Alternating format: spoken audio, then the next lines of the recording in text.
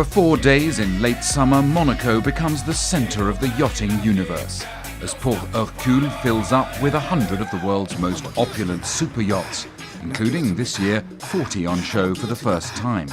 Dozens of leading companies compete to sell luxury vessels, while 500 colourful stands promote accessories, parts, policies and playthings.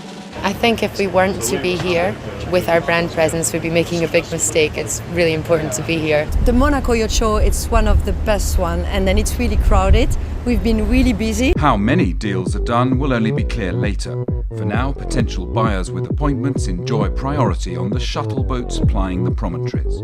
Competition for clients has pushed prices down as much as 50% on 4 years ago, and it's a buyer's market.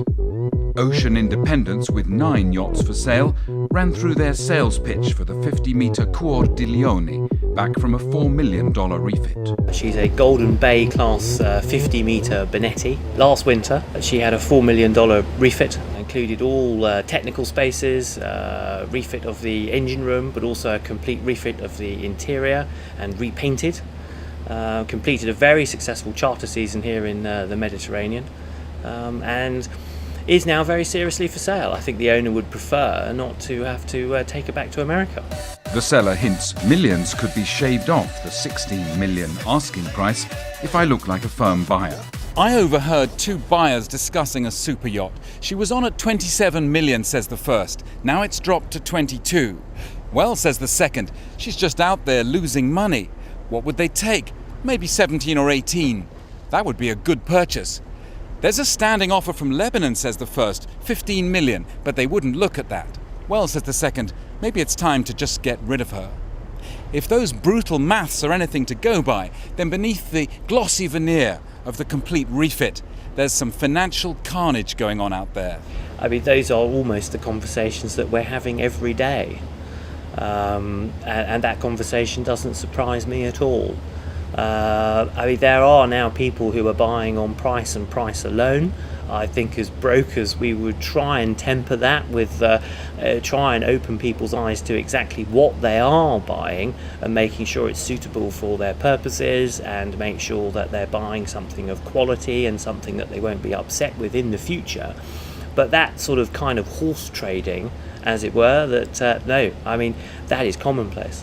Prices, and including charter prices as well, have now flatlined. But don't ask me when things will start to get better. I think that this is almost what we're now describing as the new normal. Blue Water, with their 49-metre Nasima for sale, are equally affected by the chartering downturn, with their company philosophy of providing a complete service to the industry. They've responded to market pressures by offering a new loyalty scheme on the crew training and recruitment side. Now yachts have the opportunity to either recruit traditionally, which means by coming to our agency and then we help people to find that specific person for the role, or they can use the One Account, which we've actually done really well with at the show. This is now an investment scheme for crews, so they pay for one account for 12 months and we give them everything that they spend back to spend on crew training. One super yacht making its debut here underlines the market shift. A Lawyer 40 is 2 months old and priced at $17.9 million. That's $1 million off the official price of $18.9 million for a new version that would take 18 months to build. In other words, any chance of a quick profit from buying and selling super yachts has gone.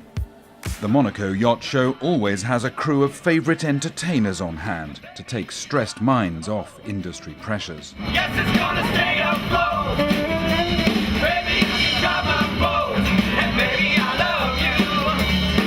Beep, beep, beep, beep. Tenders were once a mundane means of transfer from ship to shore, but at Monaco they're becoming more like accessories on a grander scale. We boarded one of the 30 tenders represented to find out what's been going on. It's quite a good business for tender, because more and more we are selling our boat, which is a day boat, for tender. Then we do both. It can be a day boat and a chase boat, tender for super yacht. In his message to the 22nd Monaco Yacht Show, its patron, Prince Albert II, calls on yacht owners and builders to join the Wood Forever Pact, ensuring timber used is from renewable sources. The royal appeal chimes with the concerns of Greg Culp, working with teak solutions to promote use of deck wood from managed forests. He says chemical glues used on decks shorten the life of timber and threaten the health of all who come into contact with them. My problem is the workers and the environment that we work in. I think some of the products that we use are downright dangerous, and it's given me the incentives to create our products and to make a difference. Here at Monaco, we tend to see the optimistic face of luxury yachting. With 100 super yachts moored in the port, all the big spenders will be in town. There was even an elite reception centre just for their benefit this year. But big borrowing means big spending, and that's where the game has changed. Lending's tightened up, and some sellers cannot hold on for an improvement in the market. So for those with a few million to spare, there are real bargains to be had. As foghorns sound the end of the show, yacht owners who didn't sell face tough calculations. Keeping boats afloat and seaworthy till April could cost up to $500,000, while refits, which run into millions, may not be recouped on price. Perhaps there's a note of frustration amidst the cacophony.